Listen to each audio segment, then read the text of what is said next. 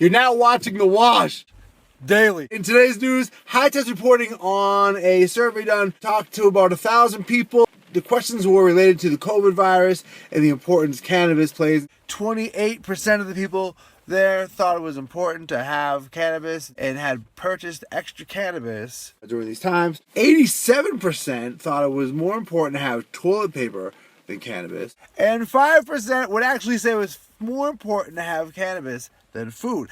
Now, we all know cannabis is food, so that's a silly question. Another report came out, and it looks like across the globe, everywhere where legal cannabis is available, a so-called black market also exists, and accounts for up to 40% of the total cannabis sales in any particular area.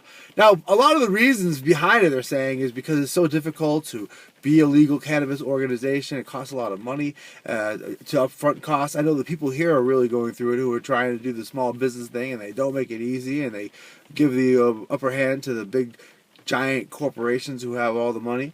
And so it's not really a fair playing field, and then it's so expensive, and then the people need to pay the taxes on top of that, versus you just go see your friend. It's a lot of junk in the way of getting people to the legal market. It's expensive, and of course it's going to be a black market. Now, some of the measures they're thinking about taking are including a little security strip on your cannabis purchase. That way the customer can click on the strip with their smartphone to make sure that cannabis has gone through all the proper legal channels. I don't know if that's going to be a big priority on anybody's list. Anyway, who knows? Maybe it will be. I guess with enough social media and social engineering, it probably could be. Also, COVID-19 is causing a lot of prisons to freak out a little bit. What they're talking about doing is releasing a lot of the prisoners who are in there for nonviolent crimes.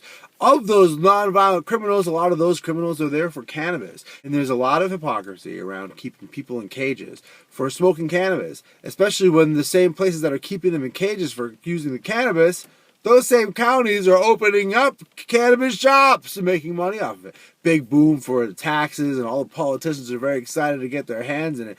But whose hands are being tied? Is it the small businesses or the people who have been locked up for 20 years and are still locked up and don't have their charges reduced, can't get jobs, aren't able to vote, maybe get firearms? There's a lot of problems associated with the war on drugs, or you should say the war on people. Folks are upset because people should not be locked in cages anymore. For a plant now that's responsible for a lot of states having a boom in their economy, providing jobs and medicine to people, and it's just not right that they're still in jail. At the opening of Boston's first shop, there was a woman there, Miss Mendez. She was very upset. Her son had been locked up for cannabis for a $20 amount, and he was looking at a lot of time for that small possession charge. Unfortunately, her son was deceased and died of neighborhood violence. She was from an area affected by the war on drugs disproportionately. She wasn't against legal cannabis. She just wanted to say out loud that it's not right, that my son was put in prison and now is dead over this plant that you're now selling legally and taxing and using as part of the economy. And our heart goes out to Ms. Mendez. The real criminals are the ones who put cannabis users in cages. Thanks for watching The Wash Daily.